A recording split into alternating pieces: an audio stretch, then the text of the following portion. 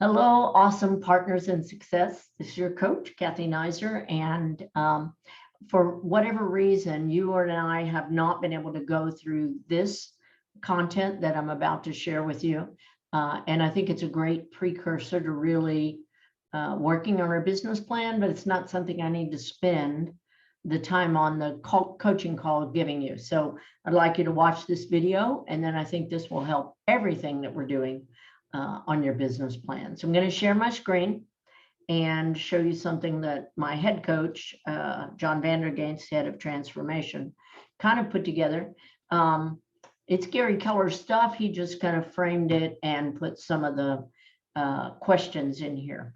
So what he says, and Gary says this too, that great businesses really go from big to small. So if we go from small to big, we never go. We're always dealing with the nitty-gritty detail stuff.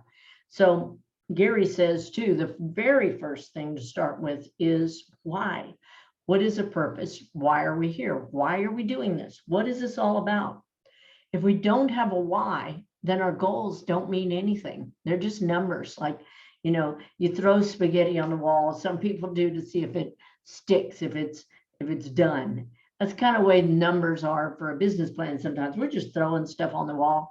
It doesn't mean anything if it's not attached to a why. So we're going to come back to that.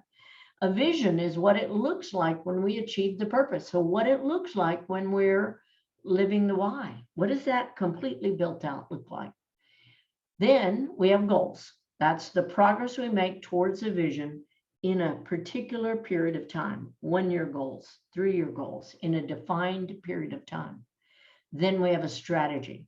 And that is what must be done to reach those goals. We're coming up with a strategy in your business plan. What is your step-by-step plan that you're going to live into each day, each week, that's going to get you to that someday vision? Then the action execution, it's getting the work done. It's doing the plan, showing up and doing it. And then you measure. And I think you measure two things. I think you measure, are you doing the work? And then number two, are the actions working? So if you plan to do so many open houses and you believe that that's going to bring you so much business, then you're doing the open houses, but not getting the business. We need to be looking at that. Why not? Do we need to work on our scripts? Do we need to work on the marketing? Do we need to work on follow-up? What is it that's not working in the plan? And then we can make adjustments to get on track. So during the year, we'll be looking at your actions really weekly.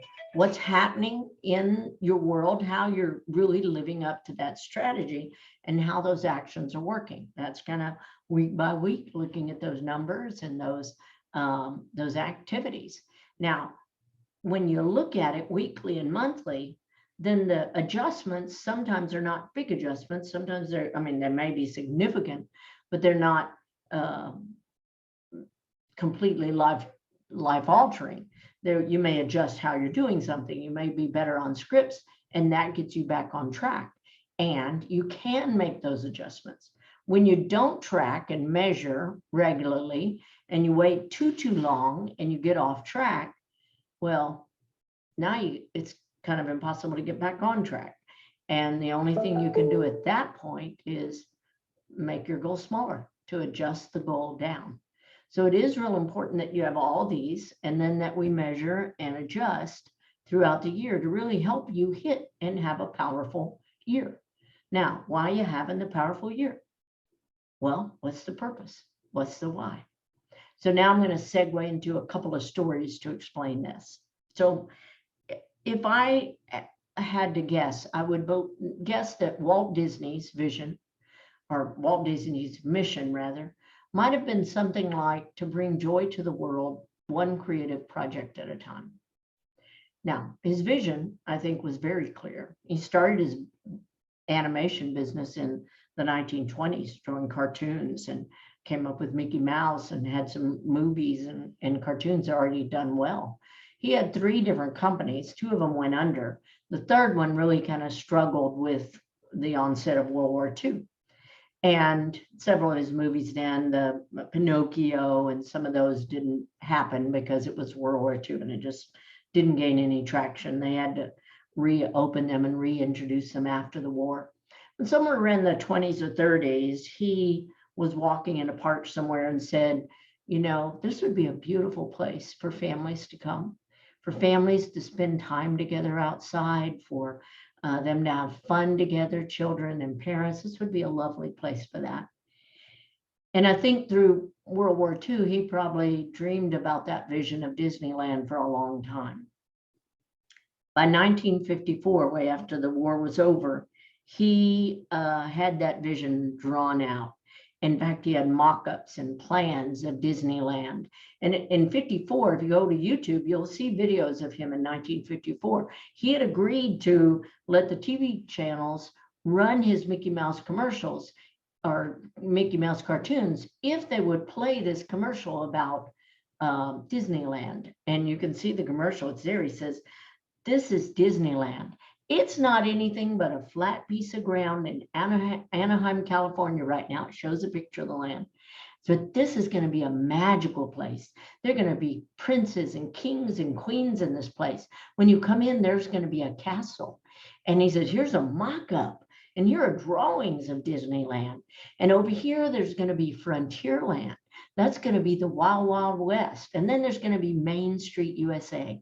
And then there's going to be Futureland and Tomorrowland. It's going to be a magical, wonderful place for you to come with your family. And that was the vision he drew. So he had it all drawn out, mocked out before they even began. A number of years back, Gary Keller asked his top mastermind group to draw their Disney, their vision of someday, what their world would look like someday, and just to think big about that. So Tim Heil, who's a mega agent with Keller Williams, business owner that I'm have a lot of respect for, he was in that group and he drew out his Disney. In fact, when he taught courses years later, he showed a picture of Disney's Disney and he showed a picture of his Disney and said, my Disney. And it had his team, it had expansion locations, it had him owning investment properties, it had him owning a title company, a mortgage company. I'm not even sure what all else was there. Those are the things I remember. It was a big picture. And that was his vision. Someday he wanted to create this world. Another way to think of it is about like your legacy. What is it that someday you want to do that's going to speak to your big why you're doing this? That could be to create a legacy for your family. It could be, Gary says in the Millionaire Real Estate Agent, if you read page 72 to 77, he talks about your big why possibly being the very best you can every day and growing into more and more. Well, now when Tim Heil drew that Disney and started marching each year in his goals towards that vision, he really had no idea that this last year he would create Homeward. Homeward is one of the most amazing programs in Texas. I'm sure it's made him millions this year alone. But it's a program where homeowners can actually go buy their next home, and Homeward will buy it for cash. And then the homeowners move into the house and then get their home on the market right away, sell it, and buy the home back from Homeward. There's a little fee involved there. And lots of people feel like that fee is plenty to, and plenty good enough to be better than moving twice and having to deal with storage and finding an apartment and never finding a house. So Homeward has become a very successful program. And Homeward in itself, like I said, has been very successful, but it also has Homeward Title and Homeward Mortgage, all the things that he had said in his vision, Tim Heil, years ago. And again, he marched towards that vision. Now, when he drew out that Disney, it really was a kind of a simple drawing. It said, my Disney. And then he had all these little circles that was, and things written in them. And it was that easy, just like the beginning drawings of Disneyland might have been. So your task is really to think about, why are you doing this? What is your why? And what is your someday vision? What is your Disney? What is your legacy that you want to create? I want you to draw it out with circles and send it to me before our next coaching call.